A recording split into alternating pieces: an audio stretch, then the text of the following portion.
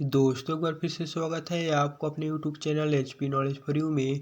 आज की इस वीडियो में मैं आपको बताने वाला हूं कि आप महतारी वंदन योजना का फॉर्म अपने मोबाइल से कैसे और कहां से भर सकते हैं। एंड इसी के साथ ही महतारी वंदन योजना पंजीयन फॉर्म, स्वघोषणा शपथ पत्र, इन सभी फॉर्म को कैसे भरेंगे, इसी के बारे में आज की इस वीडियो में हम आपको कंप्लीट जानकारी देने वाले हैं। दोस्तों जब आप इन सभी फॉर्म को भरेंगे तभी आपको 12,000 रुपये प्रदान किए जाएंगे, अन्यथा नहीं दिए जाएंगे।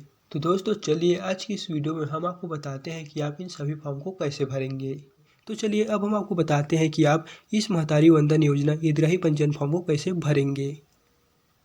तो यहाँ पर आपको देखने को मिलेगा आवेदन स्थान। आप जिस भी स्थान से इस हितग्राही पंजीयन फॉर्म को भर रहे होंगे उस स्थान के नाम को आपको यहाँ पर भर लेना है। जिसके पश्चात आपको देखने को मिलेगा दिनांक। आप जिस भी डेट को इस पंजीयन फॉर्म को भरेंगे उस डेट को आपको यहाँ पर भरना है।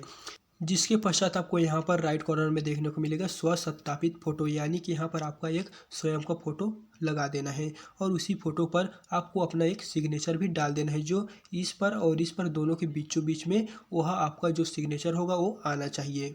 जिसके पश्चात आपको यहाँ पर व्यक्तिगत जानकारी में देखने को मिलेगा आवेदिका का प्रकार। अगर आप विवाहित हैं तो आपको विवाहित पर टिक लगाना है, अगर आप विधवा हैं तो आपको इस पर टिक लगाना है, और अगर आप परित्यक्ता है तो आपको इस पर टिक लगाना है, और अगर आप तलाकशुदा है तो आपको तलाकशुदा वाले ऑप्शन पर टिक लगाना है। आप जिस भी यहाँ से आते हैं उस पर आपको टिक लगा देना है। जिसके पश्चात आपको सेकंड नंबर के ऑप्शन में देखने को मिलेगा आवेदिका का नाम आधार कार्ड के अनुसार, यानी कि आवेदिका का जो भी नाम होगा उसके नाम को यहाँ पर आपको भर लेना है। उसको आपको यहाँ पर आधार कार्ड के अनुसार ही भरना है, यानी कि आधार कार्ड में आपका नाम जैसा भी होगा वैसे आपको यहाँ पर नाम को एंटर कर लेना है।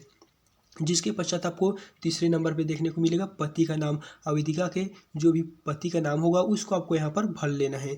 जिसके पश्चात आपको फोर्थ नंबर पे देखने को मिलेगा आवेदिका के पिता का नाम, यानी कि आवेदिका के पिता का जो भी नाम होगा उसके नाम को आपको यहाँ पर भर लेना है। जिसके पश्चात आपको फिफ्थ नंबर पे देखने को मिलेगा आवेदक की जन्मतिथि। आवेदक की जन्मतिथि आधार कार्ड के अनुसार जो भी होगा उसको आपको यहाँ पर भर देना है। जिसके पश्चात आपको छठवें नंबर पे देखने को मिलेगा जन्म तिथि के सत्यापन हेतु संलग्न दस्तावेज का विवरण। दस्तावेज जो संलग्न हो उस पर टिक लगाइए। यदि आपके पास जन्म प्रमाण पत्र है तो आपको इस वाले ऑप्शन पे टिक लगाना है, और यदि आपके पास पैन कार्ड, मतदाता परिचय पत्र, 10वीं की अंक सूची, साला दाखिला खारिज प्रमाण पत्र, ड्राइविंग लाइसेंस, इन सभी में से अगर आपके पास किसी भी एक चीज़ है तो आपको इनमें से किसी भी एक पर टिक लगा देना है। अगर आप यहाँ पर जन्म प्रमाण पत्र देना चाहते हैं तो आप जन्म प्रमाण पत्र पर टिक लगा देना है। इस तरह आप यहाँ पर जो भी दस्तावेज सत्यापित कर रहे हैं उसको आपको यहाँ पर टिक लगा देना है। जिसके पश्चात आपको सातवें नंबर पे देखने को मिलेगा आवेदिका की जाति। आपका जो भी जाति होगा उसको आपको यहाँ पर भर लेना है। उसके पश्चात आपको देखने को मिलेगा वर्ग। आप जिस भी वर्ग से आते हैं उस वर्ग को आपको यहाँ पर भरना है, यानी कि अगर आप ओबीसी से आते हैं तो आपको अन्य पिछड़ा वर्ग, SC ST, या फिर दोस्तों आप जिस भी वर्ग से बिलोंग करते हैं उसको आपको यहाँ पर अनुसूचित जाति, अनुसूचित जनजाति, इस तरह आपको यहाँ पर भर लेना है। जिसके पश्चात आपको आठवें नंबर पर देखने को मिलेगा क्या आवेदिका विशिष्ट पिछड़ी जनजाति श्रेणी की है। यदि अगर आप पिछड़ी जनजाति श्रेणी से है तो आपको यस पर टिक लगाना है, यानी यहाँ पर, और अगर आप नहीं है तो आपको नहीं पर टिक लगा देना है। जिसके पश्चात यदि यानी कि विशिष्ट पिछड़ी जनजाति, यानी यदि हाँ तो श्रेणी पर टिक लगाए। पिछड़ी जनजाति यानी कमार, बैगा, बिरहोर, पहाड़ी कोरवा, भुजमाड़िया, भुंजिया, पांडो, इनमें से सम्मिलित है। दोस्तों आप जिस भी श्रेणी से आते हैं उस पर आपको टिक लगा देना है, यानी कि आप जिस भी जनजाति से आते हैं उस पर आपको टिक लगा देना है।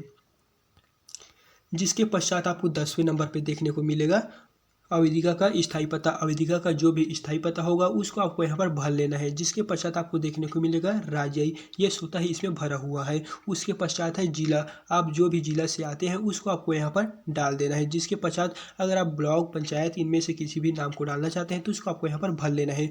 उसके पश्चात है वार्ड क्रमांक, ग्राम पंचायत। आपका जो भी ग्राम पंचायत या फिर वार्ड संख्या है उसको आपको यहाँ पर डाल देना है। जिसके पश्चात है आंगनबाड़ी केंद्र का नाम। आपके आंगनबाड़ी केंद्र का जो भी नाम होगा उसको आपको यहाँ पर डाल देना है। उसके पश्चात है आंगनबाड़ी केंद्र का कोड, और इस आंगनबाड़ी केंद्र का जो भी कोड होगा उसको आपको यहाँ पर फिलअप कर देना है। यानी कि अगर आपके पास जो भी आपके आसपास जो भी आंगनबाड़ी केंद्र होगा वहाँ से जाकर आपको पता कर लेना है कि उस आंगनबाड़ी का कोड क्या है। उसके पश्चात आपको यहाँ पर उस आंगनबाड़ी कोड को भर देना है। जिसके पश्चात आपको 11वें नंबर पे देखने को मिलेगा आवेदिका का आधार कार्ड का क्रमांक संलग्न करें, यानी कि आवेदिका का जो भी आधार कार्ड होगा उसके क्रमांक को आपको यहाँ पर डाल देना है। जिसके पश्चात नेक्स्ट में आपको देखने को मिलेगा आवेदिका के पति का आधार कार्ड का क्रमांक संलग्न करें। आवेदिका के जो भी पति का नाम होगा उसके आधार कार्ड के क्रमांक को आपको यहाँ पर डाल देना है। उसके साथ ही आपको यहाँ पर देखने को मिलेगा परित्यक्तता तलाकशुदा हेतु लागू नहीं है, यानी कि अगर आप परित्यक्तता या फिर तलाकशुदा है तो आपके लिए यह लागू नहीं किया गया है, आप इसे नहीं भी भरेंगे तो भी चल जाएगा। जिसके पश्चात आपको नेक्स्ट में देखने को मिलेगा मैं इस फॉर्म के साथ अपना आधार नंबर प्रस्तुत या फिर जमा कर रही हूं और शिक्षा से महिला एवं बाल विकास विभाग छत्तीसगढ़ को सहमति देती हूं कि मेरे आधार विवरण का उपयोग मुझे प्रमाणित करने और महतारी वंदन योजना का लाभ देने के लिए किया जा सकता है। जिसके पश्चात आपको देखने को मिलेगा दूरभाष नंबर, आपका जो भी मोबाइल नंबर होगा उसको आपको यहाँ पर भर लेना है। उसके पश्चात है वैकल्पिक दूरभाष नंबर, यानी कि अगर आपके पास एक और मोबाइल है तो उस नंबर को आपको यहाँ पर भर देना है। ये वैकल्पिक है, अगर आप इसे भरना चाहते हैं तो भर सकते हैं और अगर नहीं भरना चाहते हो इसे खाली ही रहने देना है।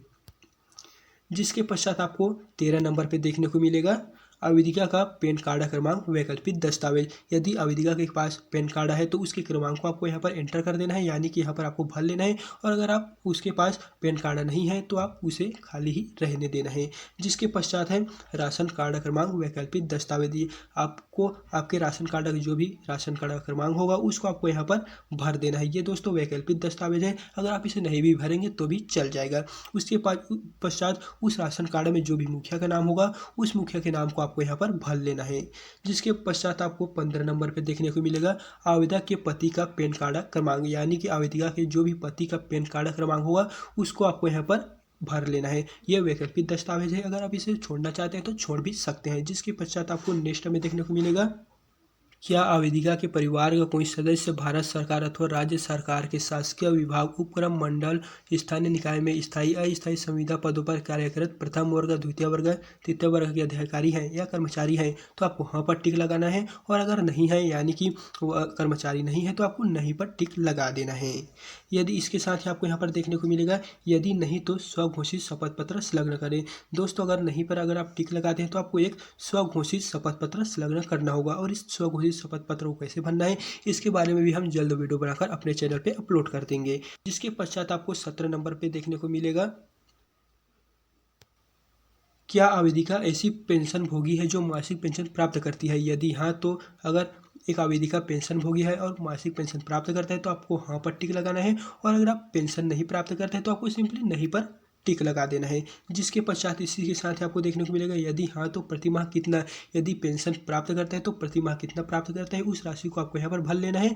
और उस पेंशन योजना के नाम को आपको यहाँ पर भरना है, यानी कि वह पेंशन किस योजना के तहत आपके खाता में आ रहा है। वह पेंशन योजना मुख्यमंत्री पेंशन योजना के तहत आ रहा है या फिर किस योजना के अंतर्गत आ रहा है उसको आपको यहाँ पर भर लेना है। यदि उसके साथ ही आपको यहाँ पर अगर आप नहीं पर टिक करते हैं तो आपको देखने को मिलेगा यदि नहीं तो स्वघोषित शपथ पत्र संलग्न करिए। यदि अगर आप यहाँ पर नहीं पर टिक करते हैं तो आपको एक शपथ पत्र संलग्न करना होगा। और उसी के साथ ही आपको यहाँ पर देखने को मिलेगा 18 नंबर पे क्या आवेदिका के परिवार का कोई भी सदस्य वर्तमान अथवा भूतपूर्व सांसद, विधायक, भारत सरकार अथवा राज्य सरकार के बोर्ड, निगम, मंडल के अध्यक्ष एवं उपाध्यक्ष है। अगर मंडल के अध्यक्ष और उपाध्यक्ष है तो आपको हाँ पर कर देना है और नहीं है तो आपको नहीं पर टिक लगा देना है। उसी के साथ ही यदि नहीं पर अगर आप टिक करते हैं तो स्वघोषित शपथ पत्र आपको संलग्न करना होगा। और इस स्वघोषित शपथ पत्र को कैसे भरना है इसके बारे में भी अब हम अपने चैनल पर जल्द वीडियो बनाकर अपलोड कर देंगे। इसके लिए आपको हमारे YouTube चैनल को सब्सक्राइब करना होगा ताकि जब भी हम इसके बारे में वीडियो अपलोड करें तो इसका नोटिफिकेशन आपको सबसे पहले पहुंचे। जिसके पश्चात आपको नेक्स्ट में देखने को मिलेगा जहां पर है क्या आवेदिका स्वयं अथवा उसका परिवार आयकर दाता है। परिवार से तात्पर्य पति, पत्नी एवं उन पर आश्रित बच्चों से है। यदि अगर आप स्वयं परिवार आयकर दाता है तो आपको हाँ पर टिक कर देना है। और अगर आप आयकर दाता नहीं है तो आपको नहीं पर टिक लगा देना है। और इसी के साथ ही यदि अगर आप नहीं पर टिक करते हैं तो स्वघोषित शपथ पत्र आपको संलग्न करना पड़ेगा। जिसके पश्चात आपको देखने को मिलेगा आवेदन पत्र सहित निम्नलिखित दस्तावेज होने चाहिए जो संलग्न किए जाए। जहां पर आपको फर्स्ट में देखने को मिलेगा जन्म तिथि के सत्यापन हेतु संलग्न दस्तावेज, यानी दोस्तों हमने ऊपर में जो आपको 6 दस्तावेज बताए थे उसी को आपको यहाँ पर टिक कर देना है। जो सबसे पहले में आपको यहाँ पर देखने को मिलेगा जन्म तिथि के सत्यापन हेतु संलग्न दस्तावेज। अगर आपके पास जन्म तिथि के सत्यापन हेतु जो दस्तावेज लगने वाला है वो अगर आपके पास है तो आपको इस वाले ऑप्शन पे टिक कर देना है। और अगर आप इसे नहीं है तो आपको इसे नहीं भरना है। जिसके पश्चात सेकंड नंबर पर आपको देखने को मिलेगा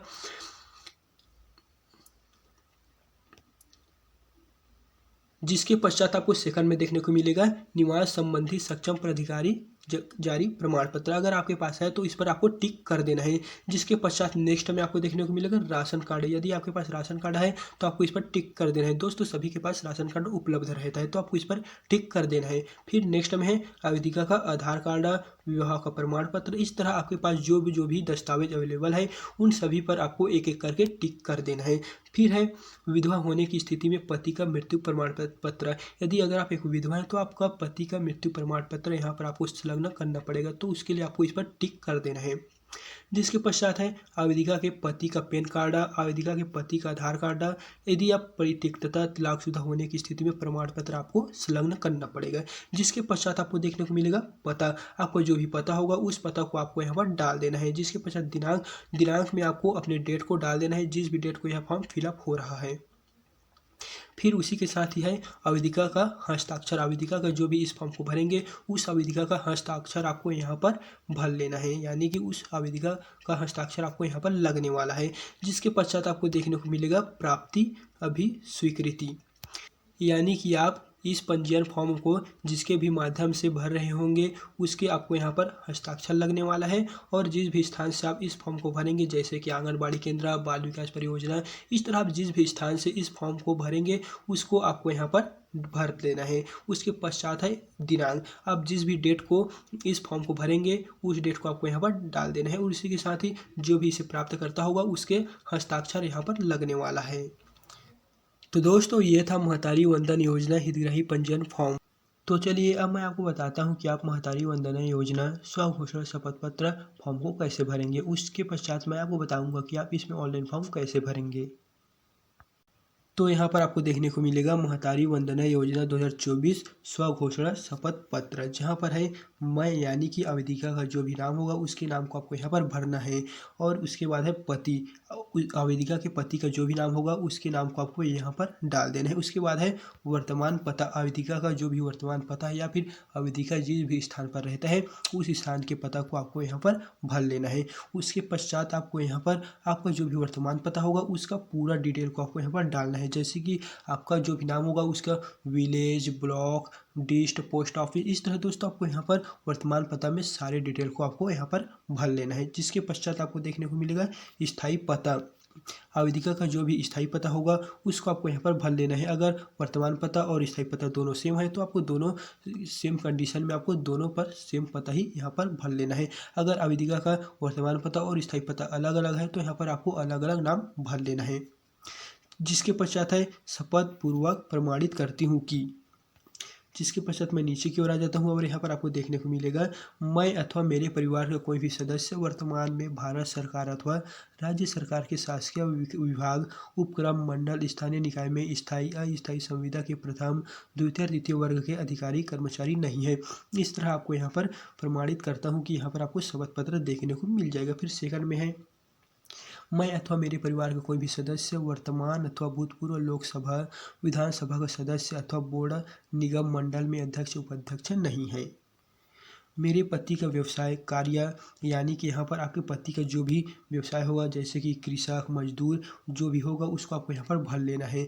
जिससे मेरे पति की यहाँ पर परिवार की सभी स्रोतों से कुल वार्षिक आय, यहाँ पर आपके पति का जो भी या फिर आपका जो भी वार्षिक आय होगा उसको आपको यहाँ पर भर लेना है।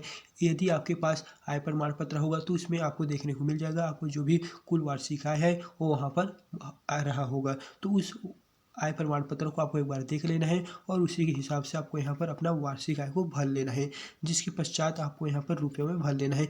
एवं इस कारण मेरे परिवार में कोई भी सदस्य आयकर दाता नहीं है। इस तरह दोस्तों आपको यहाँ पर 3 ऑप्शन देखने को मिल जाएगा। जिसके पश्चात आपको यहाँ पर नीचे में देखने को मिलेगा आवेदिका का हस्ताक्षर। आवेदिका के हस्ताक्षर को आपको यहाँ पर डाल देना है, यानी कि आवेदिका का जो भी नाम होगा उसके हस्ताक्षर को यहाँ पर आपको डाल देना है। जिसके पश्चात है आवेदन पत्र में दिए गए विवरण तथ्य मेरे विवेक से सत्य है। यदि आवेदन पत्र में दिए गए कोई विवरण तथ्य मिथ्या पाए जाते हैं तो मेरे विरुद्ध कार्रवाई करते हुए आवेदन स्वतः निरस्त किए जाने पर मुझे कोई आपत्ति नहीं होगी। झूठे शपथ पत्र प्रस्तुत किए जाने के कारण की गई विधि समस्त कार्रवाई के लिए मैं स्वयं जिम्मेदार होऊंगा। यानी दोस्तों यहाँ पर मैं प्रमाणित करता हूँ कि मेरे द्वारा जो जानकारी भरे गए हैं वो सभी सही हैं, और अगर वह गलत पाया जाता है तो यह फॉर्म निरस्त किया जाएगा। इस प्रकार यहाँ पर प्रमाणित करता हूँ। जिसके पश्चात आपको यहाँ पर देखने को मिलेगा गवाह का हस्ताक्षर, यानी कि यहाँ पर आपको गवाह के हस्ताक्षर को डाल देना है। उसके पश्चात यहाँ पर गवाह के नाम को आपको यहाँ पर भर लेना है। जिसके पश्चात है पूरा पता, गवाह के जो भी पूरा पता होगा उसको आपको यहाँ पर डाल देना है। उसके पश्चात है आवेदिका का हस्ताक्षर, यानी कि यहाँ पर आवेदिका का जो भी नाम होगा उसके हस्ताक्षर को आपको यहाँ पर भर लेना है।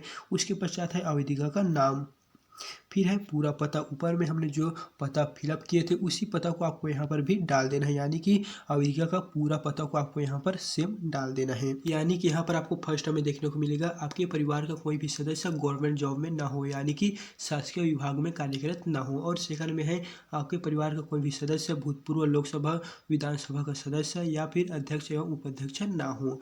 और थर्ड में है आपके पति या फिर व्यवसाय का जो भी दोस्तों यहाँ पर कार्य होगा उसको आपको यहाँ पर डाल देना है। इस प्रकार यहाँ पर आपको थर्ड में आयकर दाता नहीं है, इस प्रकार की पुष्टि आपको यहाँ पर देखने को मिल जाएगा। तो दोस्तों ये था महतारी वंदन योजना के लिए स्वघोषणा शपथ पत्र। तो चलिए अब मैं आपको बताता हूँ कि महतारी वंदन योजना के लिए ऑनलाइन फॉर्म कहाँ से डालना है। तो इसके लिए आप अपने मोबाइल में कोई सा भी एक ब्राउज़र ओपन कर लेना है। तो जैसा कि यहाँ पर मैं अपने मोबाइल में क्रोम ब्राउज़र को ओपन कर लिया हूँ। जिसके बाद आपको यहाँ पर सर्च बार में क्लिक कर देना है।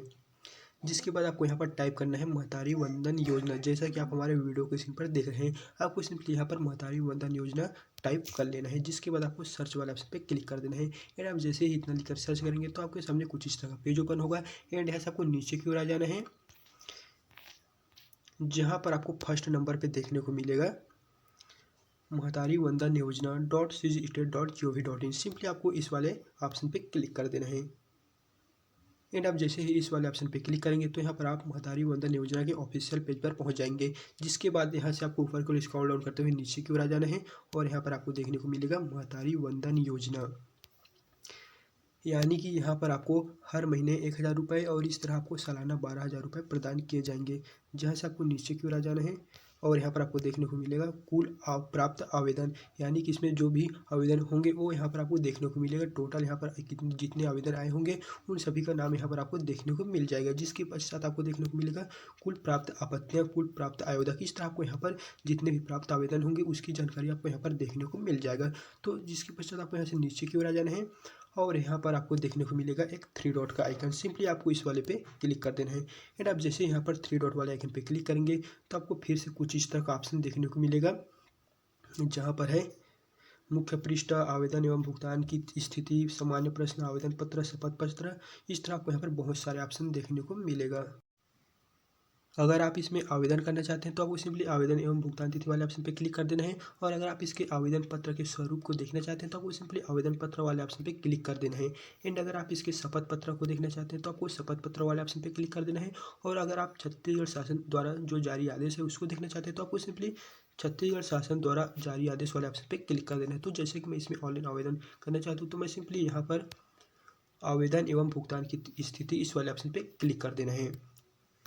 एंड जैसे ही आप इस वाले ऑप्शन पे क्लिक करेंगे तो यहाँ पर आपको कुछ इस तरह का ऑप्शन देखने को मिल रहा होगा। जैसा कि यहाँ पर कुछ भी ऑप्शन टच नहीं हो रहा है, यानी कि इसके पश्चात आपके फ़ोन में कुछ भी ऑप्शन नहीं देखने को मिल रहा है। तो इसके लिए आपको सिंपली नीचे की ओर आ जाना है। और जब आप यहाँ से नीचे की ओर आएंगे तो यहाँ पर आपको देखने को मिलेगा समाचार घोषणाएं। महतारी वंदन योजना की घोषणा गृह मंत्री अमित शाह जी के द्वारा छत्तीसगढ़ राज्य में एक चुनावी जनसभा में किया गया था। फिर सेकंड में आपको देखने को मिलेगा आम जनता के लिए ऑनलाइन आवेदन दिनांक 5/2/2024 यानी 5 फरवरी 2024 को दोपहर 12 बजे शुरू किया जाएगा। यानी कि दोस्तों अभी इसमें ऑनलाइन फॉर्म डालने का जो प्रोसेस है वो स्टार्ट नहीं हुआ है, लेकिन आज ही यानी 5 फरवरी 2024 को दोपहर 12 बजे शुरू किया जाएगा। यानी कि आप इसमें जब आवेदन एवं स्थिति के बारे में जांच वाले ऑप्शन पर क्लिक करेंगे तो वहाँ पर आपको ऑनलाइन फॉर्म डालने का ऑप्शन देखने को मिल जाएगा। अभी इसमें ऑनलाइन फॉर्म डालने का प्रोसेस है वो शुरू नहीं हुआ है, लेकिन दोपहर 12 बजे तक शुरू हो जाएगा।